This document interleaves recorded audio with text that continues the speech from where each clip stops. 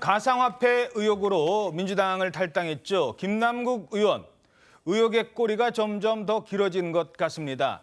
자, 이번에는요. 70대인 어머니 명의의 지갑에서 새벽 시간에 거래한 흔적도 발견됐다고 지금 보도가 나오고 있어요. 자, 이건 어떻게 된 정황입니까? 예, 이게 지난 2020년도의 거래 내역을 살펴보니까 이런 얘기가 나왔다는 건데요.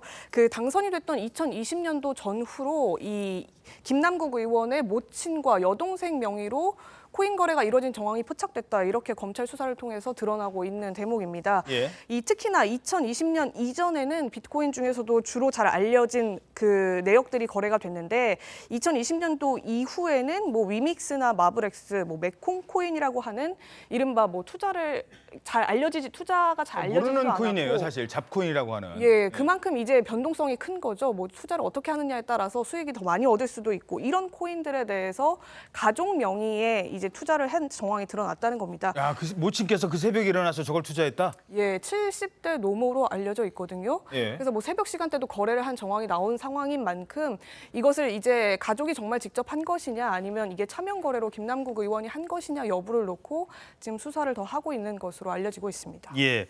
자, 꽤 이례적인 투자예요. 뭐 적어도 뭐 여기에 대해서 그래서 뭐가 더 문제다라고 하기보다는 아무튼 검찰도 지금 여러 지갑을 다 들여다보고 있는 것 같아요.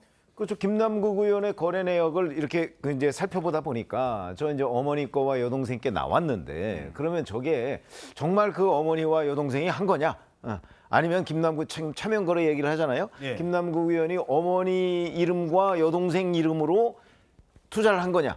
이 부분이 우선 규명이 돼야 되죠. 예. 만약에 정말 어머니와 그 여동생이 자기 그 노력으로 했다고 한다면 그러면 혹시 김남국 의원이 미공개 정보 같은 것을 제공을 해서 한 건 아닌가?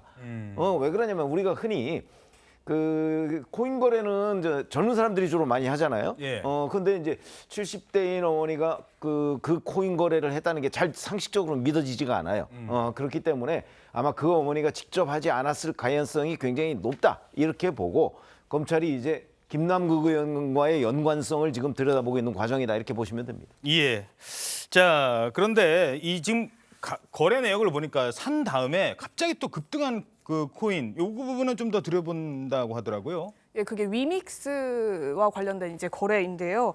이게 이제 미공개 내부 정보를 혹시 이용한 것이 아니냐 이런 의심을 사고 있기 때문입니다.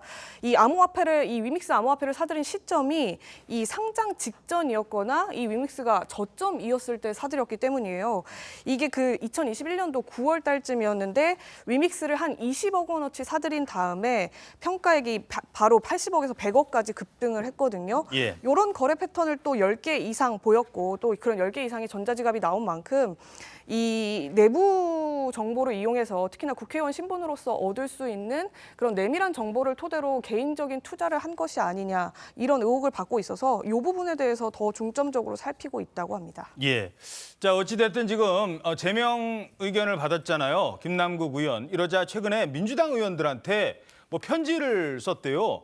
제명 권고를 받은 게 정말 억울합니다라는 내용이라는데 지금 이 시점에 김남국 의원의 편지 어떻게 보십니까? 그러니까 뭐 구명 운동할 때는 저런 거 다 해요. 그 과거에 노웅래 의원도 그렇고 친전 편지만 보내는 게 아니라 일일이 다 그 방문해가지고 읍소하는 경우도 있습니다. 그런데 이제 지금 윤리특위위원회 위원장이 민주당 소속의 변재일 의원인데 정기국회 전에 윤리특위에서 처리하겠다. 지금 비회기지만 상임위는 회기하고 상관없이 열릴 수가 있는 거거든요. 그렇죠. 본회의만 적용되는 겁니다. 회기는. 근데 정기국회가 9월 1일 날 개회를 하잖아요. 예. 그러니까 8월 16일부터 8월 30일까지 이 8월 임시국회 내 그 기간 중에 김남국 제명 결의안이 본회의에서 아마 표결이 되지 않을까 이렇게 예상이 되는데 그 국회의원 제명 가결은요 대통령 탄핵소추하고 똑같습니다. 3분의 2 이상의 찬성. 그러니까 200표가 나와야 되는데 지금 민주당을 빼고 비민주당 의석이 131입니다. 그러니까 민주당에서 69표가 이쪽에 찬성을 해야 돼요. 나와야 되는데.